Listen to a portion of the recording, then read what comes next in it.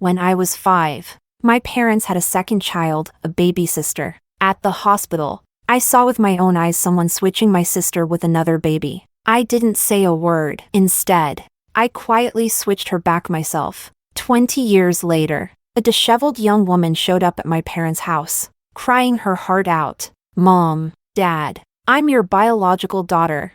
Chapter 1. Coming back from a business trip abroad. I immediately noticed something strange in the air. My parents looked uneasy, and the house was unusually quiet. Carrying the gifts I'd brought for everyone, I asked casually, "Where's Alma? Isn't it the weekend? She's not home this time?" Amanda, my sister, is 5 years younger than me. She's in her second year of college, studying locally. Most weekends, unless something came up, she'd be home. During the drive back, I'd already pictured her usual reaction when I walked through the door. She'd dart over like an excited puppy, grab my suitcase, then cling to me and gush, "Sis, I missed you so much." But today, there was no sight of my sister, only my parents, silent and awkward. My dad waved me over. "Ollie, come here. Your mom and I need to discuss something important with you." As the eldest in the family, I had taken on the reins of our family business since college. The Lin family is undeniably prominent, with a long and detailed lineage, even boasting a few notable ancestors. My parents' generation, along with all our relatives, are all affluent and respected. Our family empire is waiting for my sister and me to take over. There is, quite literally, a throne to inherit. What's with the secrecy? I asked, suspicious. Did something happen to Alma? Did someone bully her at school? My sister, being who she is, could never be the one doing the bullying. No, my mom said, pulling me down to sit next to her. Her expression was unusually serious. "It's much worse than that. Worse than someone bullying my sister? Did we go bankrupt? Which business?" Our family dabbles in numerous industries, and I couldn't immediately think of one that might be failing. "It's not that," my dad replied, his face clouded with worry. "Ollie, have you ever considered the possibility that Alma might not be our child?" "What?" I turned to my mom. "Mom, did you do something wrong when you were younger?" That earned me a smack. "Stop imagining nonsense," my dad barked. "What I mean is, could it be possible that Alma isn't mine or your mother's child?" "That's impossible," I said firmly. Hearing my response, my mom also weighed in, looking even more troubled. "Exactly. After raising her for 20 years, how could she not be ours?" Their reactions were bizarre. Crossing my arms, I leaned back in my chair and studied them both. "What's going on here? Who said Alma isn't our child?" Chapter 2. From my parents. I heard the ridiculous story of what happened during the 1 week I was away on a business trip. Just a few days ago, a 20-year-old girl, looking disheveled and desperate, appeared at my parents' house, with tears streaming down her face. She clung to my mom's leg and sobbed, "Mom, Dad, I'm your biological daughter. Amanda, the daughter you have now, is not yours. My biological mother swapped us at birth. A random person shows up claiming to be your biological daughter, and you believe her?" I rubbed my temples. "All right. Give me your phone. Let me see if you've downloaded any anti-fraud apps." But she knew Alma's exact birth date and time. She even mentioned the hospital and the doctor who was in charge that day. My mom said, "That just means she's a well-prepared scammer." I replied, "That kind of information isn't exactly classified. Someone might remember or stumble across it." We didn't believe her at first either. My mom continued hesitantly, but then she brought out the jade pendant your grandmother gave Alma when she was born. My dad chimed in, "You were too young back then to remember, but your grandmother had custom pendants made for both you and Alma. The one Alma has now was a replacement. The original was put in her crib the day she was born, but it went missing not long after." Their words triggered long-buried memories. When my sister was born, I was 5. That day,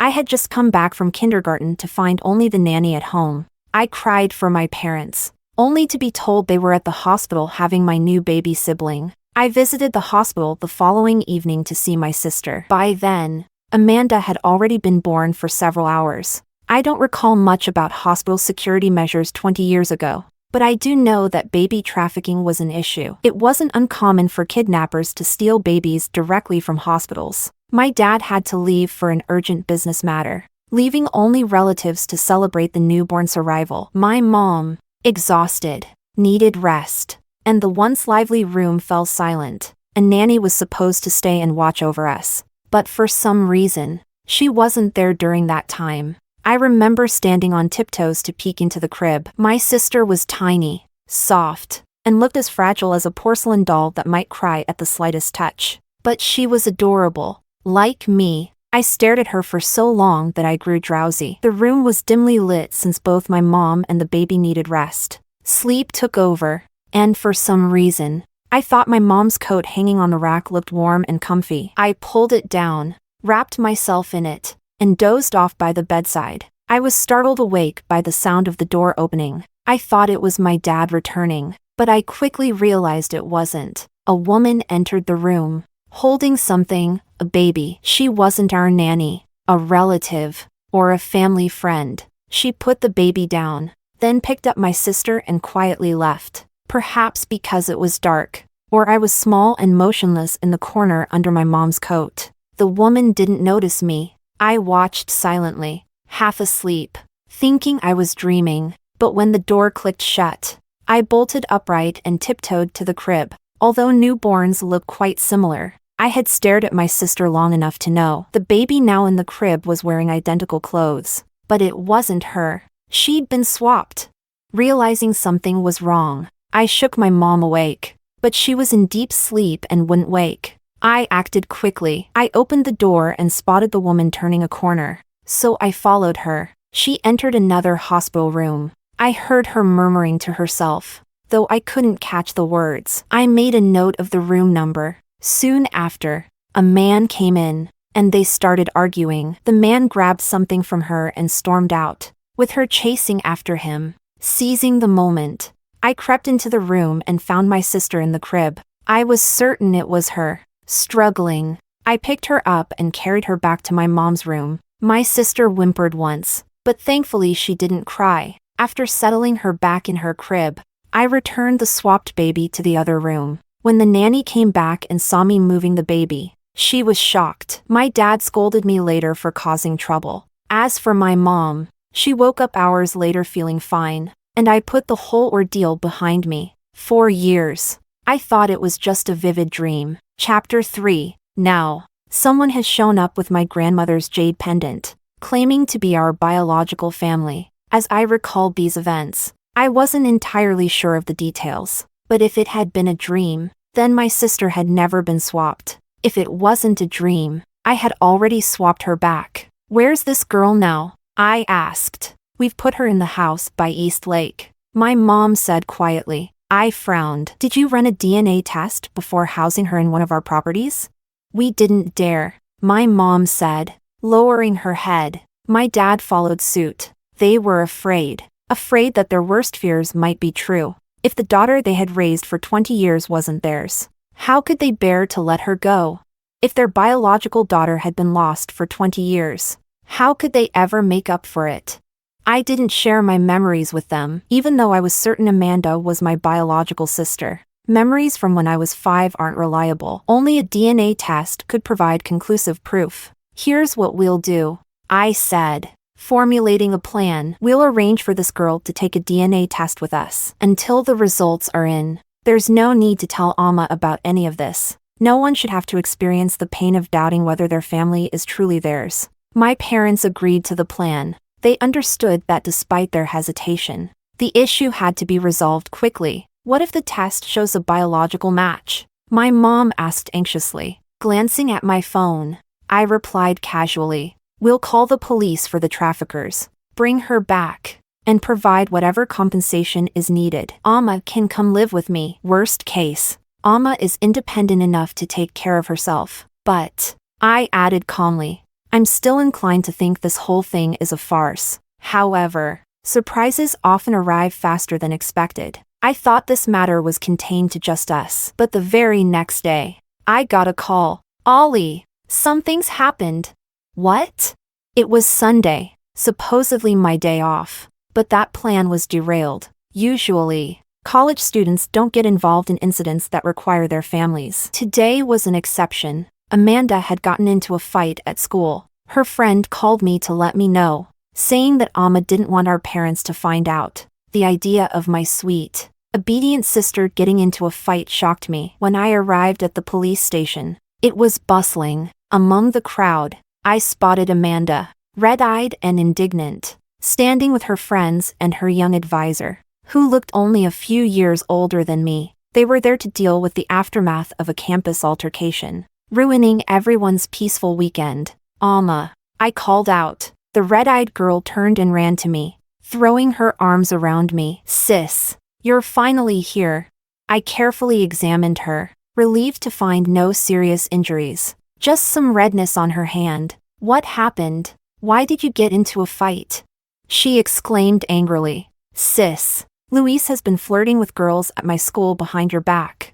Luis, my fiancé. Only then did I spot the man I hadn't seen in over a week, standing in the crowd. Chapter 4. Coming from a family like mine, it's impossible to pursue pure love without considering a partner's background and personal qualities. Luis was the fiancé I chose for myself. Our families were equally matched. He looked decent, and both sets of parents were satisfied. Although his ambition and abilities were mediocre, I valued his family background more. It didn't matter if he was laid back. I couldn't expect everyone to have the same drive I do. Luis, care to explain what's going on? My gaze landed on the handsome yet somewhat disheveled man standing to the side. A distinct slap mark marred his pale cheek. His expensive shirt was crumpled, and his clothes were slightly askew. Beside him stood a stranger, a young woman, beautiful, standing far too close to Luis for comfort. Still looking annoyed, Luis defended himself. Alicia, don't listen to your sister's nonsense. I was just giving a friend a ride to school. What kind of friend leans on your shoulder and wears your blazer? Amanda crossed her arms, her fiery demeanor belying her usual sweetness. How old are you? And what kind of friend is she anyway? Flirting with college girls, don't you have any shame? Do you think you can cheat on my sister and get away with it?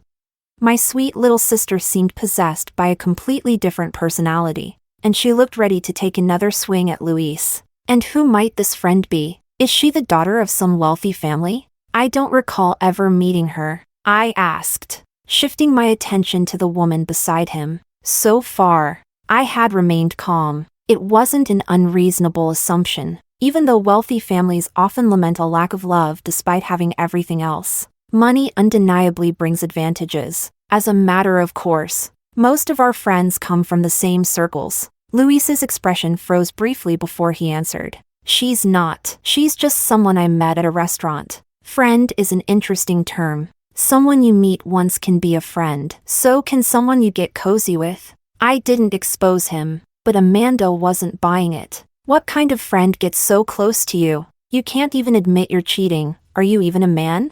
It was clear my sister disapproved of this engagement. She had opposed it when it was first announced. Before his engagement to me, Luis had a reputation as a playboy, a textbook womanizer. But for wealthy individuals seeking thrills, these matters are often consensual. Besides, an engagement is not a marriage. Our families had a 2-year joint business project, with 6 months left. If complications arose, there'd be time to address them. Amanda didn't know this. She thought I genuinely loved Luis. The advisor and police, realizing we all knew each other, breathed a sigh of relief. Since this is a personal matter, please resolve it privately. No more fights, one officer said. Luis's decision to involve the police was impulsive. He knew that, given our family's ties, even if this blew up, his family would pressure him to keep it quiet, especially since he was in the wrong. Saving face for him in public didn't mean the issue wouldn't be addressed.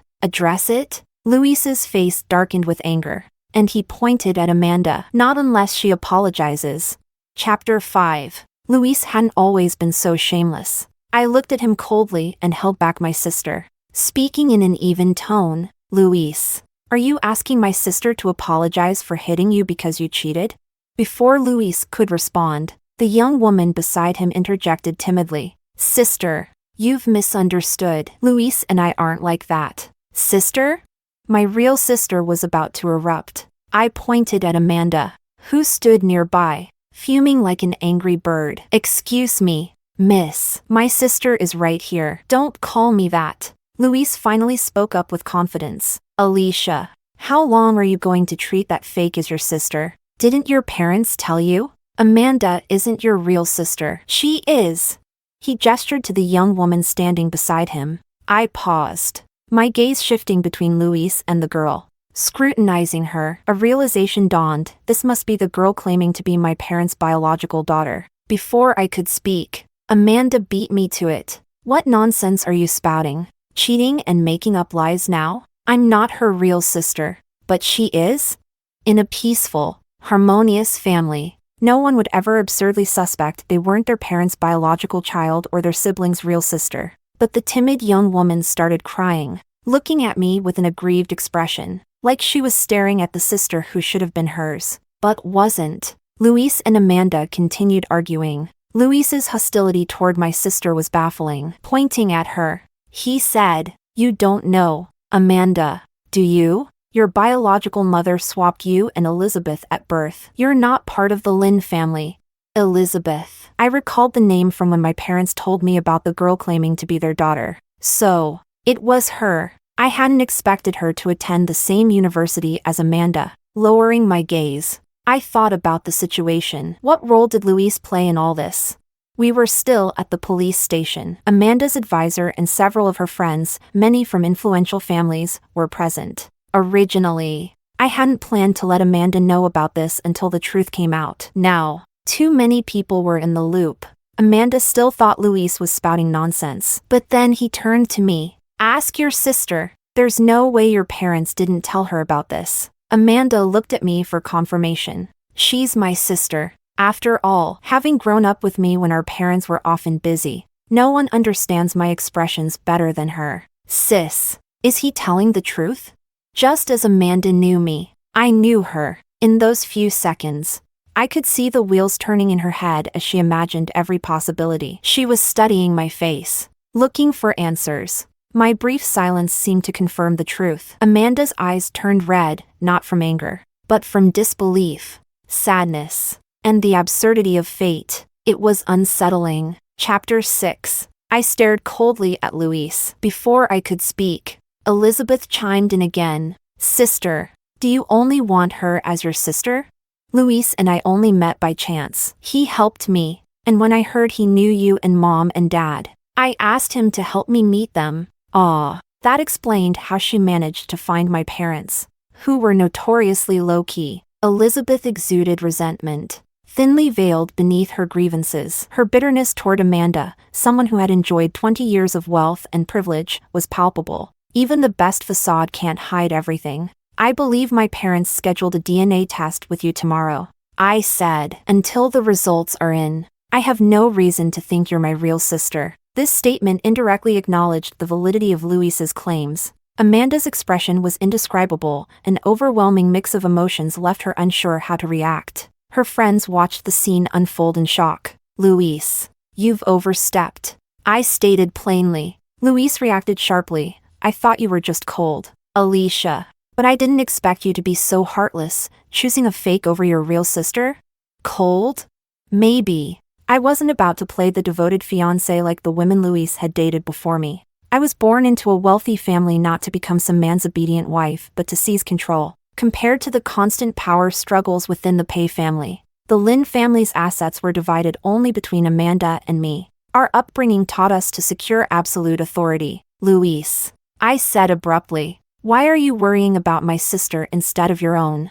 He was momentarily speechless, and before he could respond, I turned to Amanda. Alma, let's go home. On the drive back, I called my parents to inform them of the day's events and reminded them to take Elizabeth for the DNA test tomorrow. My sister sat quietly, her usual liveliness gone. She was as silent as she'd been during her idol scandal in middle school. At home, our parents tried their best to act normal, urging Amanda to eat and showering her with affection. But Amanda barely spoke, her silence worrying them. Later that night, as I was preparing for bed, I heard a knock on my door. Come in, The door opened to reveal my 20-year-old sister, clutching her old stuffed animal, a small gift I'd given her years ago, which she still slept with. I looked up and was momentarily taken back to her childhood, when she'd run to me with the same toy, asking to sleep in my bed. "Can I sleep with you tonight?" she asked, though it had been years.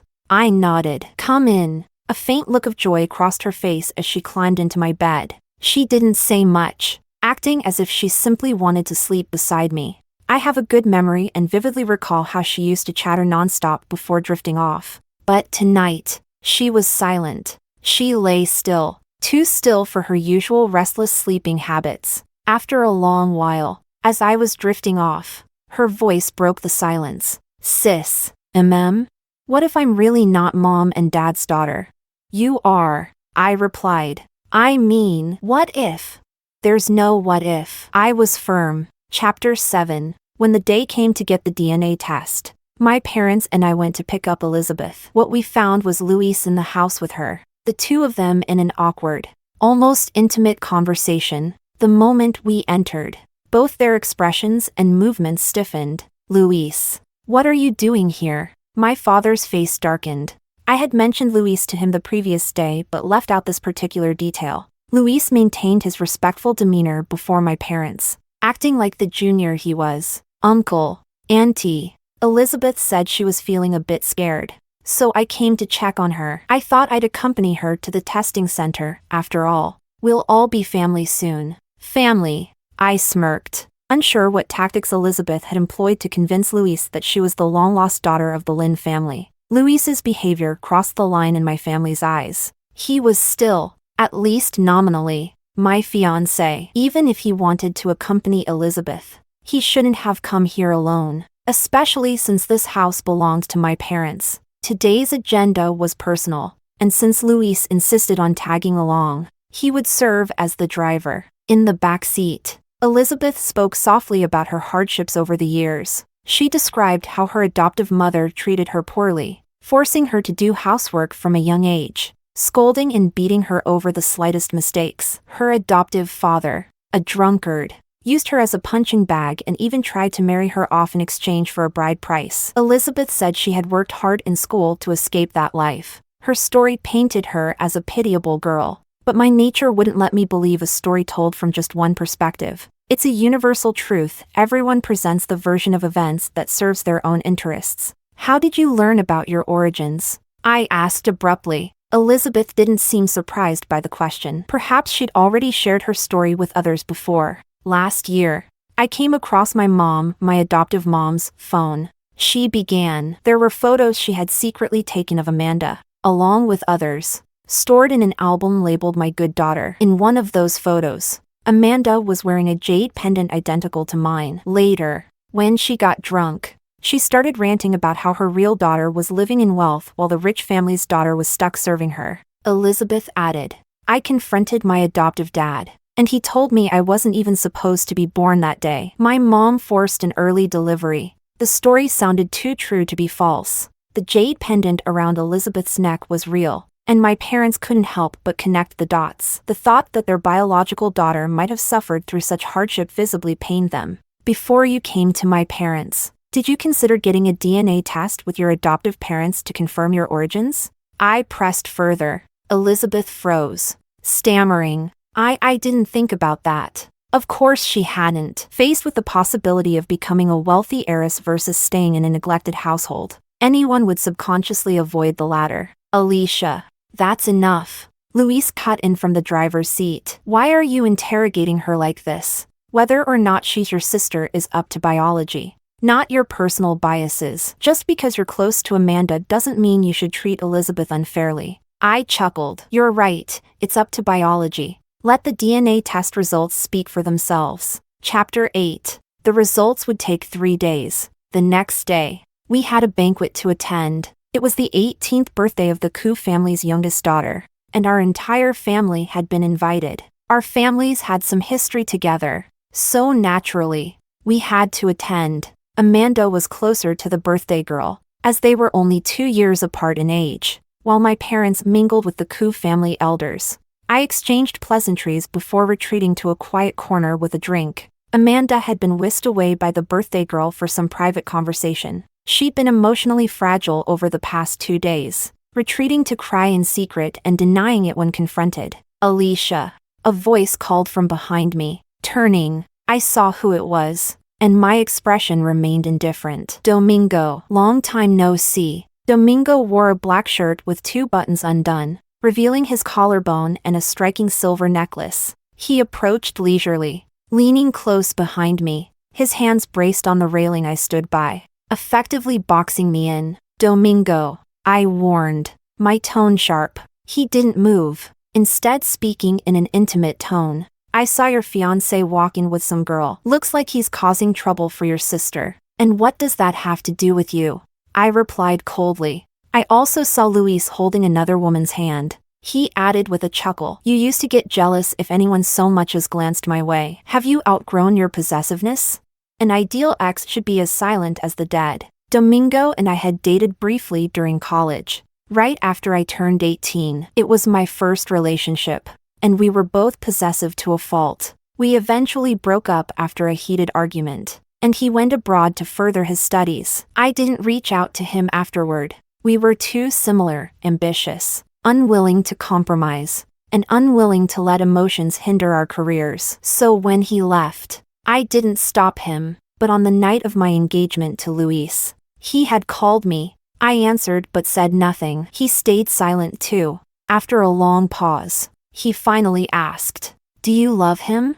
I replied, "That's none of your business," with a confidence I found irritating. He said, "You don't love him. It won't last." I hung up, hating how smug he sounded. Looking back now, maybe he'd been right. This engagement hadn't even lasted 2 years. When did you return? I asked. Just landed this morning, Domingo replied. Clearly, he'd gone out of his way to attend his sister's coming-of-age celebration. Let me pass. I need to check on something downstairs, I said, noticing a commotion from my vantage point. Domingo didn't budge. Instead, he said, "No need to worry. I've already told Leo to handle it. If anyone dares to mess with Amanda, she doesn't need to hold back. If she hits someone, it's on me. No one gets to bully your sister." Turning to face him, I asked bluntly, "Domingo, are you trying to be a homewrecker?"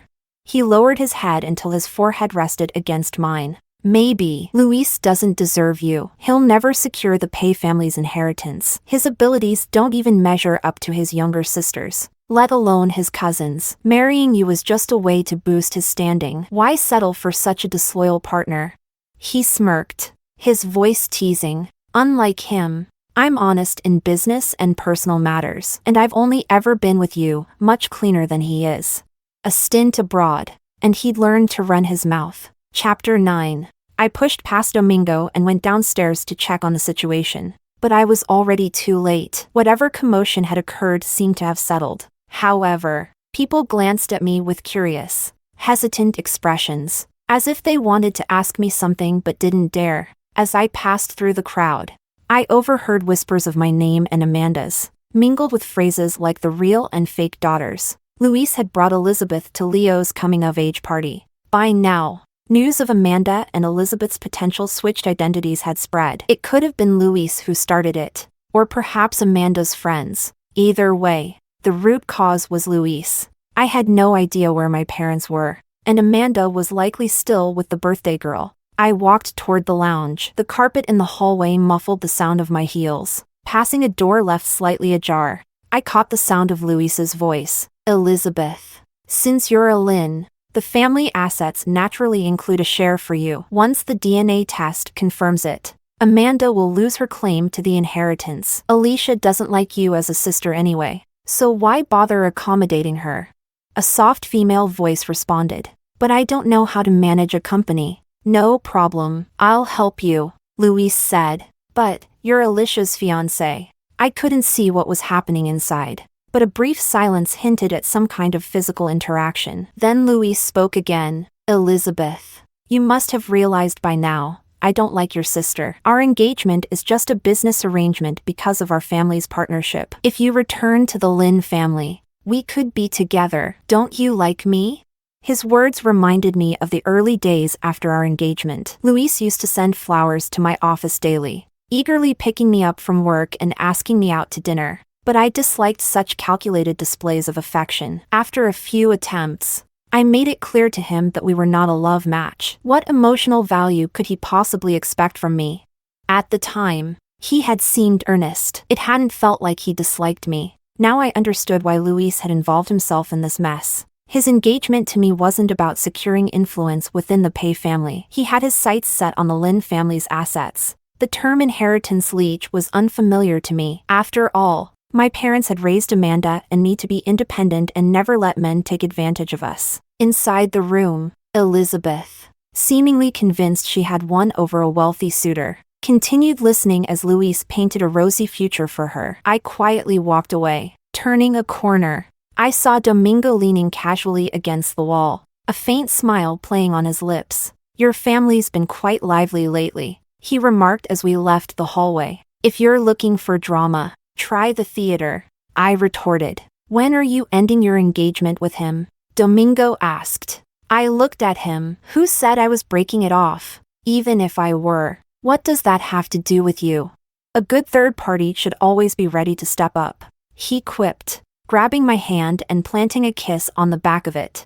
Clearly, his time abroad had eroded his moral compass. Chapter 10. I found Amanda in the birthday girl's room, crying her eyes out. I dragged her home. "What are you crying for?" I handed her a tissue. "I already told you, you're my sister." Her red, swollen eyes met mine before she burst into tears again. "What if I'm not? You didn't see Luis and Elizabeth, they're definitely involved. What if she returns to the Lin family, listens to Luis, and turns against you? Luis is your fiancé. He's obviously planning to take advantage of her ignorance and push her to compete with you for the inheritance.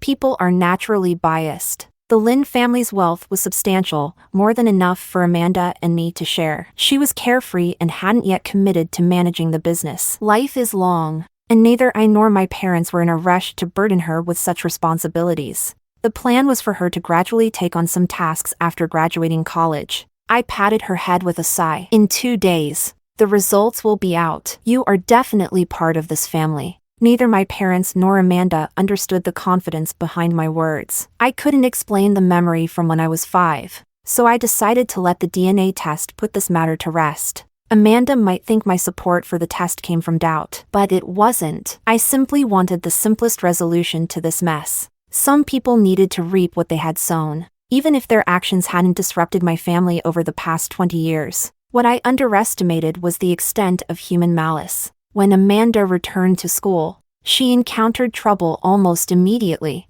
A friend of mine, a professor at her university, forwarded me a post from the campus confession board. The post read, "A sophomore from the finance department must have nerves of steel, living a luxurious life while being a fake heiress. How can she still show up to class knowing her real mother swapped babies 20 years ago? Bet she never thought the real heiress would end up at the same university. The fake's been enjoying 20 years of wealth she didn't deserve." The professor commented, "Alicia, this sounds like it's about Amanda. How did your family situation spread so quickly? This doesn't make sense." It didn't. No one in their right mind would publicize something that could harm them, and Amanda certainly wouldn't. Which left Elizabeth, my professor friend, well connected with students, soon spotted replies in the thread that seemed intent on outing the main characters. I asked her to get the post removed. "Consider it a favor. I owe you dinner." She laughed. "It's nothing. Posts like these shouldn't be up in the first place. I'll talk to the relevant staff and have it deleted.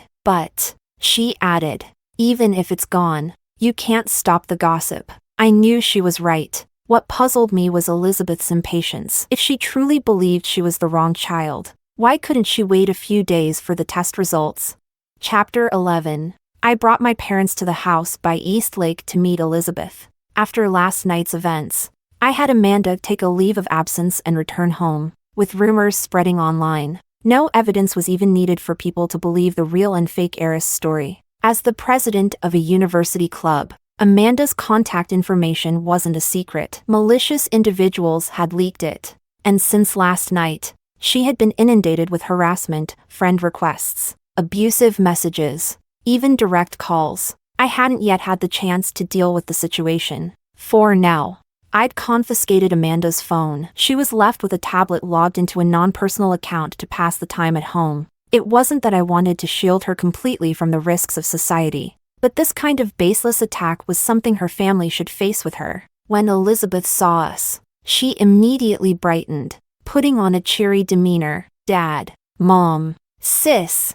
Her quick acceptance of her new family was startling. My parents were still unused to these titles. They wanted to say something but hesitated, not wanting to hurt her feelings. As parents, they had always been competent and caring, so the possibility of Elizabeth being their biological daughter weighed heavily on their minds, leaving them visibly anxious. Unlike them, I was unaffected. After some brief pleasantries, I asked calmly, Elizabeth, have you seen the posts on your school's confession board?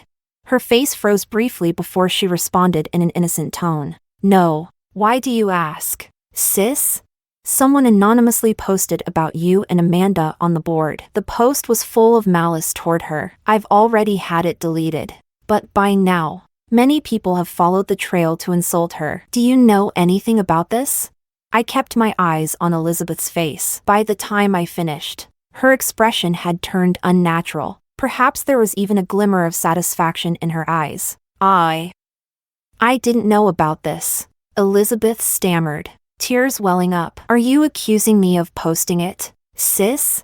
Do you and Dad and Mom really think I would do something like that?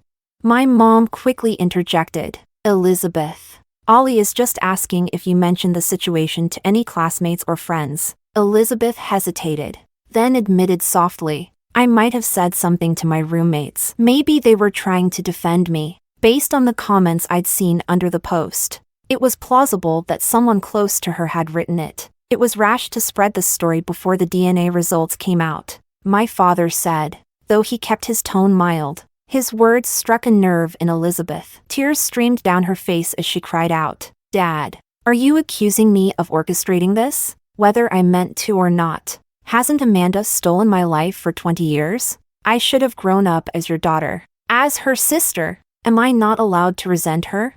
But even if you were switched at birth, Amanda was a newborn at the time. She had no control over her life or her origins. Your anger should be directed at those who caused this, the ones who failed to protect you. Which is us, my father said with a sigh. But she's the one who benefited, Elizabeth argued, collapsing to the floor with bitterness in her eyes. Even now, you still treat her like your daughter. Everything she has should have been mine.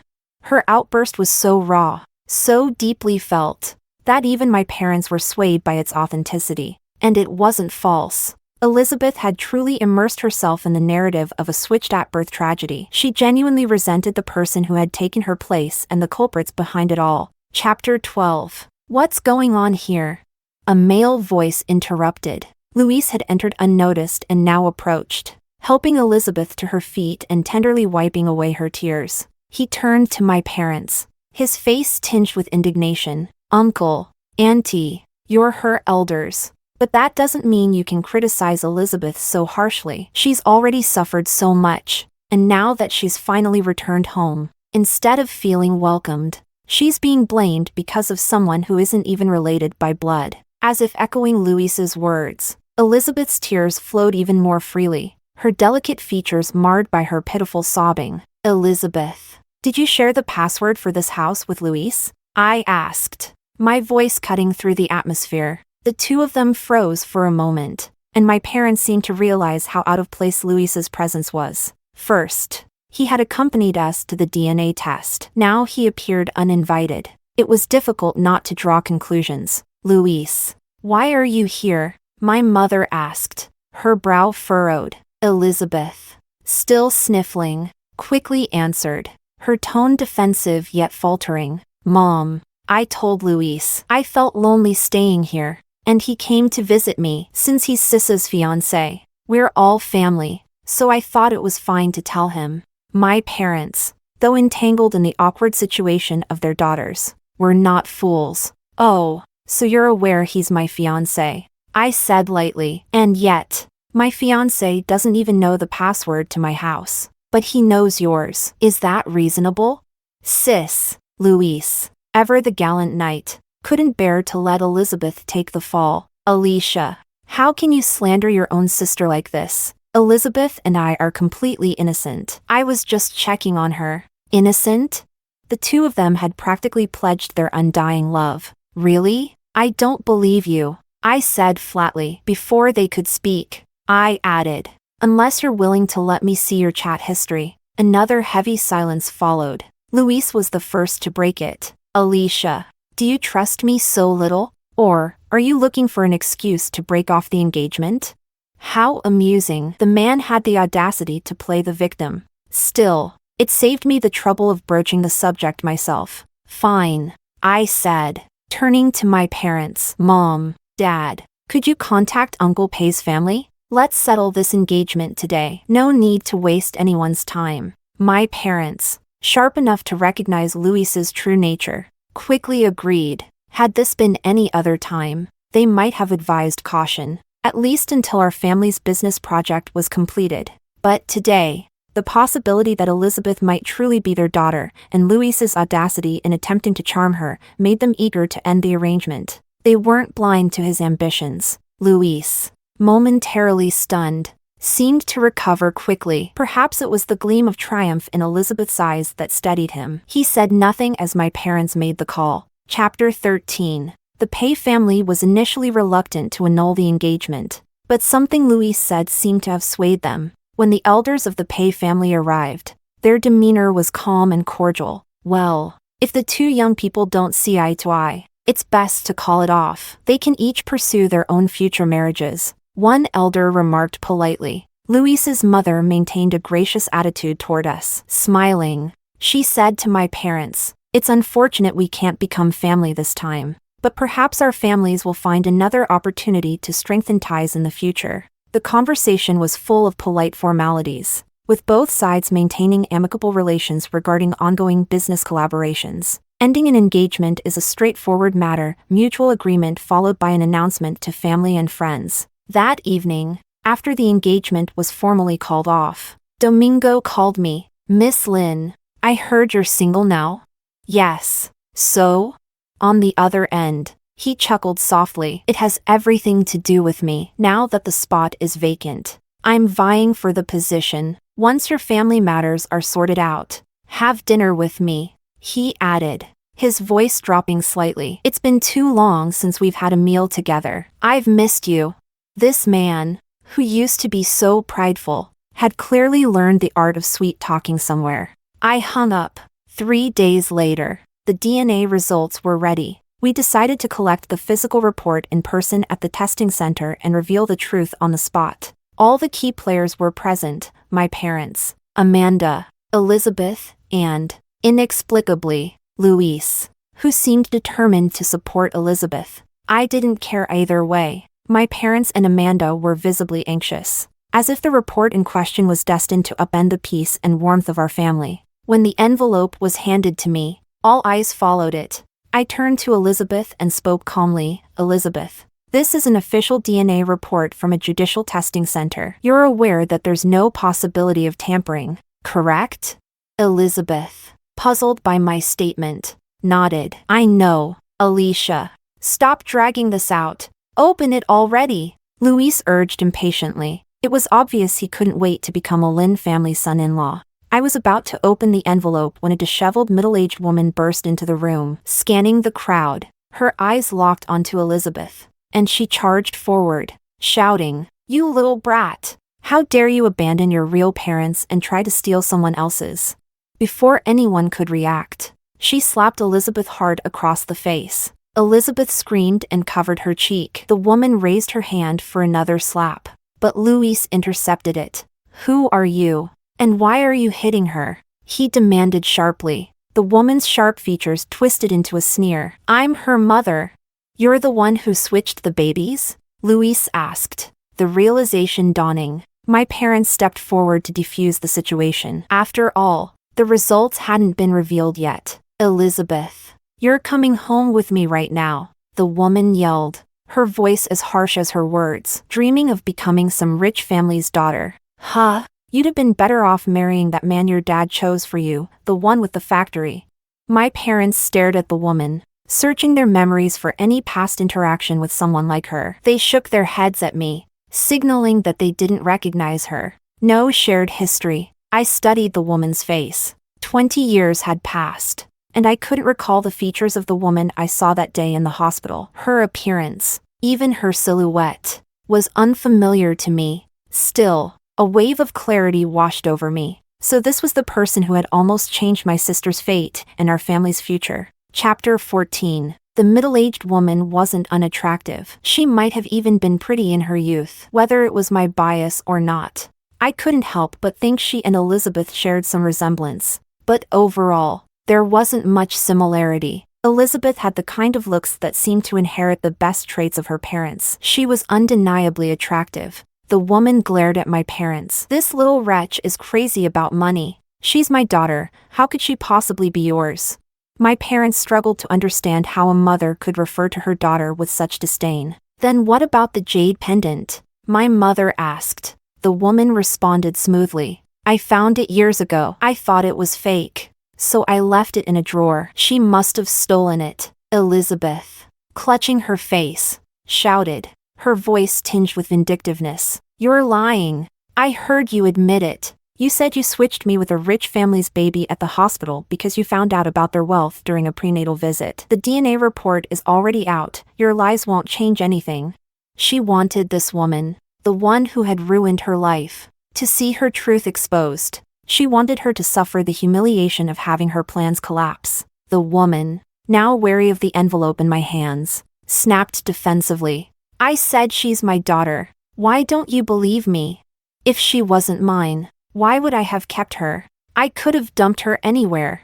Elizabeth, emboldened by Louisa's presence, retorted, because you couldn't have more kids. You needed someone to take care of you when you're old.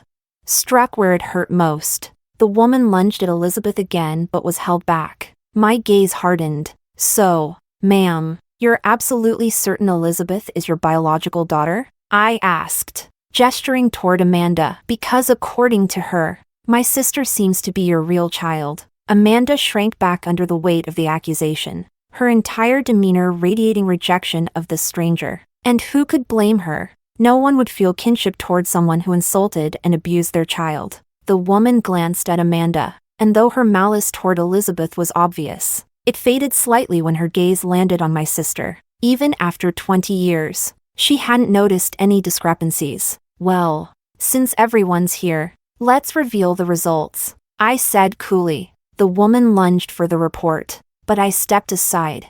I already said Elizabeth is my child. Why do you need a DNA test? She shouted. Her desperation made Elizabeth and Louise smirk with triumph, while my parents and Amanda grew visibly tense. Amidst the tense silence, I opened the envelope and turned to the page with the results. Everything seemed to freeze. What does it say? My parents asked in unison. Chapter 15. I handed the DNA report to my parents, motioning for them to read it themselves. Everyone but Amanda, who was too afraid to face the results, and the woman insisting Elizabeth was her daughter, leaned in to see. My parents were the first to read it. Their expressions tightened, followed by a heavy silence. The report passed to an eager Elizabeth and Louise. The moment their eyes landed on the results, disbelief spread across their faces. This can't be true, they exclaimed simultaneously. Elizabeth flipped frantically through the two DNA reports, her gaze locked on those damning lines. After a long pause, she raised her head, her voice sharp as she accused me. You didn't want me to come home, so you tampered with the results, didn't you? Without waiting for an answer, she turned to Amanda, her tone even louder. It was you, wasn't it? You're afraid I'll take everything from you, so you sabotaged the test. Amanda blinked, stunned. What? The reports slipped from Elizabeth's hands and were picked up by the coarse fingers of the middle-aged woman. She scanned the results and muttered to herself, her voice thick with disbelief. Not their child. How could you not be? How could you be my daughter?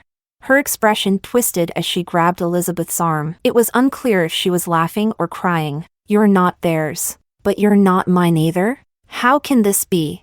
I couldn't help but feel a strange irony at her reaction. So now she wasn't pleased to discover her biological child. Amanda finally mustered the courage to pick up the report. She skimmed it briefly, then jumped up, clutching me in joy. Sis, she's not their child, so I must be, right?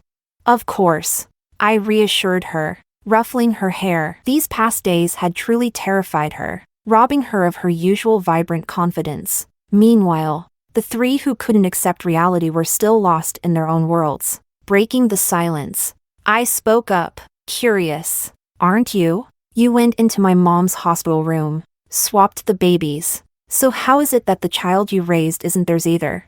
All eyes snapped to me, especially the middle-aged woman. She glared at me as if willing her hatred into being. She may not have succeeded in separating my family back then, but I wasn't about to let her failed attempt slide. She had come into my life uninvited. It was time she paid the price for her actions. Smiling, I said, "You didn't notice, did you? When you entered that room all those years ago, there was someone else inside me." The woman froze, her expression momentarily blank. "I switched the babies back after you left." All the hatred she had stored for 20 years, believing she had cursed another's child to suffer, had instead been inflicted on her own daughter. Chapter 16. You're lying. The woman lunged toward me, but my parents and Amanda quickly held her back. I turned to Elizabeth. "Remember when I asked you about your blood type?"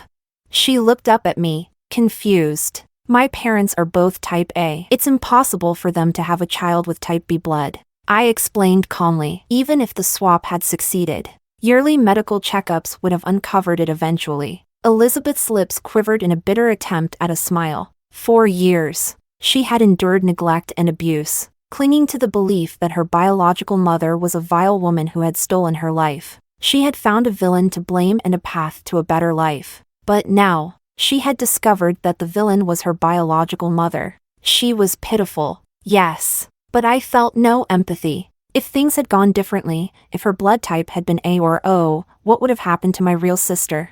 Elizabeth would have enjoyed the life she didn't deserve. My parents and I would have showered her with love, while my sister suffered in her place. After all, who casually conducts a DNA test without cause? I motioned for my family to leave, pausing at the door to look back. "Oh, by the way, we'll have someone pack your things from the East Lake house. You'll need to move out today. And about the rumors and slander against my sister, I'll make sure every single one of them is dealt with." On the drive home, my mother scolded me. "Ollie, how could you keep something like this from us? What if Amanda had really been swapped?" My father chimed in. "I always praised you for being mature and reliable, but keeping this from us? You scared me to death." He paused, then added proudly, "But honestly, pulling that off at 5 years old? That's my daughter." My mom smacked him for that, but the tense atmosphere finally lightened. The gloom that had hung over our family for days was gone. My parents, guilt-ridden over almost losing Amanda, went on a shopping spree to spoil her. They couldn't stop blaming themselves for letting such a situation arise in the first place. My father decided to reward me, saying, "You've done a great deed even if it was at 5 years old. You deserve a reward." "What kind of reward?" I asked skeptically. "A company." I suspected they were trying to retire early. The truth finally revealed. It was time to settle accounts. After Elizabeth's belongings were packed and removed from the East Lake house, I deleted her contact details from my parents' phones. "This is a lesson for you," I told them sternly. "Stop bringing random people into our lives. It only causes chaos." Suitably chastened, they stayed silent. Next, I dealt with Amanda's phone. With the help of a tech team, I identified the individuals who had harassed her through messages and calls. Most were students from her university. Emboldened by the confession board posts that had spread to social media, I filed police reports for defamation and cyberbullying. No one involved would escape accountability. They needed to learn that spewing baseless hate has consequences. For those the police couldn't touch, I had our legal team handle lawsuits. My family may lack many things, but money is not one of them. The number of students involved drew the attention of the university administration. 4 days, I received calls from school officials desperate to mediate. Ultimately, we reached an agreement. The university's official social media account publicly refuted the rumors and announced disciplinary actions against the perpetrators. In addition, Every involved student recorded an apology video and submitted a written statement of reflection. For the non-student participants, our lawyers would proceed with legal action. Amanda, ever resilient, chose to stay at her current university to finish her degree. But if she ever changed her mind, I'd support her studying abroad. Chapter 17. I wasn't particularly concerned with Elizabeth's situation, but inevitably, I heard bits and pieces from others. This mess started with her. At school, it turned out that the confession board post was indeed made by her roommate, though based on the lies Elizabeth had fed her. Once the truth was revealed, and her roommates faced punishment, their initial indignation turned to betrayal. Elizabeth, now ostracized, couldn't handle the backlash and ultimately dropped out. Later, I heard she became Louise's mistress, but Louise had only ever been interested in her because of her supposed status as the Lynn family heiress. Without that, her value in his eyes plummeted. Louise, of course, had problems of his own. His family was furious over the annulled engagement with me, and he faced relentless scolding from his elders. Not long ago, he even tried to rekindle things with me. Unfortunately for him, Domingo intercepted the call. I stood nearby, watching as Domingo put it on speakerphone. On the other end, Luis poured his heart out with apologies and declarations of love. Domingo chuckled and said coolly, "Sorry, but the position beside Miss Lynn is highly competitive. If you're not up for the task, there are plenty who are." Without waiting for a response, he hung up and promptly blocked Luis's number. I took the phone from him, noting the blacklisted contact. "Jealous much?" I asked. Domingo slipped an arm around my waist. "Jealous? Of him? I just don't like the guy. He's all bark and no bite, like someone with chronic issues," he quipped with a smirk. This man's sharp tongue could cut through steel. "Ollie," he said, pulling me closer, "when are you taking me to meet your parents officially?" He had recently invited himself back into my life. Quite literally. I hadn't been able to resist his charm and let him into my home. Now he refused to leave, even though he owned an apartment in the same complex. "You already know them. Go see them yourself," I replied flatly. Domingo cupped my face, gently pinching my cheek. "It only counts if you take me." Domingo wasn't just working on me, he'd been busy earning the approval of everyone around me. He glanced at his phone with a dramatic sigh. "I asked your sister if she wanted to go on a trip. I even said I'd cover all the costs. She told me I was like a fox offering fake kindness to a chicken. She's not wrong. You're up to something." Amanda was well aware of my reconciliation with Domingo, and her reaction had been nothing short of theatrical. A few weeks ago, during my cycle, she skipped her classes to show up at my house. She not only made me brown sugar tea but somehow managed to whip up a full 5-course meal in my rarely used kitchen. Glaring at Domingo, she declared, "No one takes care of my sister better than me. We're the ultimate duo." Domingo, ever the instigator, had the nerve to sit down and savor her cooking, offering her a thumbs up for her culinary skills. Amanda was fuming. Later, she vented to me in private. "He hurt you so much before." I patted her head. "Adults deal with things differently. Just take the money he sends you and be done with it. No need to hold a grudge against cash." She gave me a worried look, as though fearing I might get hurt again. She didn't understand yet. Relationships have their own kind of enjoyment. Domingo and I both knew how to keep our emotions in check. Perhaps that's why, after all these years, he's the only one who truly matches me. Marriage, though, that's a complicated topic, and one that requires careful consideration. Chapter 18. The woman who had swapped the babies all those years ago was named Sandra. I looked into her background and confirmed that she had no personal vendetta against our family. Her actions weren't impulsive, they were calculated.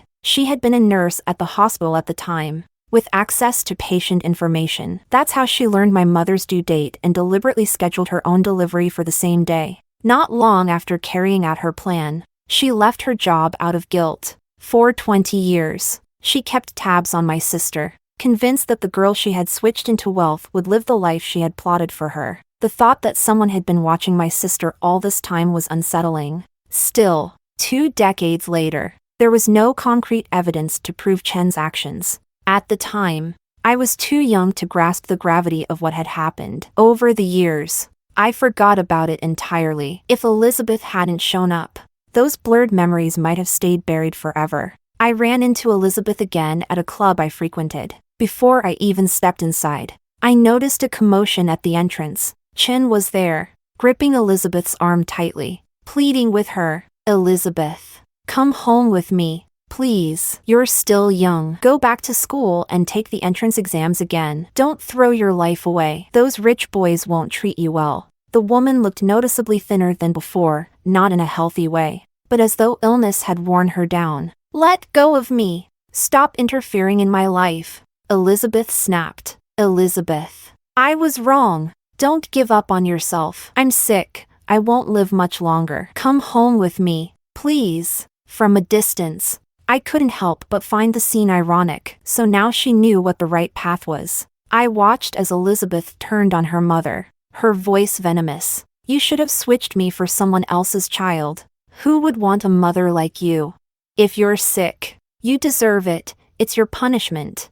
From an outsider's perspective, anyone aware of the full story might sympathize with Elizabeth, but I couldn't forgive either of them. A mother willing to destroy another family out of greed. A daughter so consumed by vengeance that she made everything worse for herself and others. Elizabeth was a victim, yes, but she had other choices. If she had curbed her desire for revenge and waited for the DNA results, the fallout would have stayed contained to our families. She chose otherwise. Of course, the true root of all evil was Sandra. Later, I heard that Luis had cut ties with Elizabeth as well. His fleeting affection for her had dissolved when her social value evaporated. His cousin married someone from a powerful family, solidifying their status. Luis, having offended my family and failed to reconcile, found himself sidelined. Still, his life wasn't so bad. Even without a place as the family heir, he remained a wealthy playboy. Elizabeth's fate,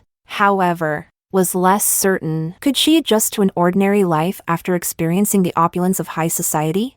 Time passed, as it always does. 2 or 3 years later, I often dreamed about the day my sister was born. In those dreams, I sometimes saw myself asleep at the hospital, unaware of the stranger entering the room. The life I cherished growing up was given to someone else. I'd wake up drenched in sweat. Domingo, lying beside me, would rub my back and murmur, "It's okay. It was just a nightmare. Want to tell me about it?" He had a shameless streak, often teasing me into calling him Big Brother in bed, burying my face in his chest. I confessed. I dreamed Amma really was switched. He sighed softly, pulling me closer. Go back to sleep. It's all in the past. Tomorrow, I'll ask your sister to come sleep over with you. After a pause, he added with a dramatic flair, when we get married, I guess I'll still be second to your little sister.